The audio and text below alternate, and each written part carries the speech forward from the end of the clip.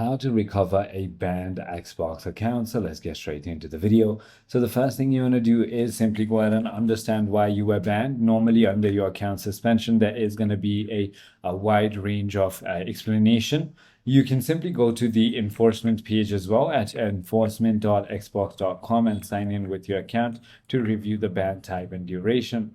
You can also review the policy that you broke. And finally, you want to click on submit and appeal. When you click on it, you'll need to go ahead and enter details about what is going on. You want to use the email link to your account. If requested, provide any supporting details or screenshot and be polite and respectful. Simply go ahead and wait for a response. And there are a couple of possible outcomes.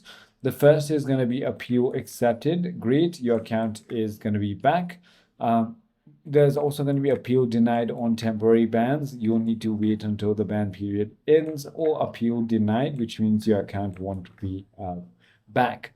I hope this video clarifies everything for you. If you have further more queries, feel free to comment down below, and I'll see you on the next one.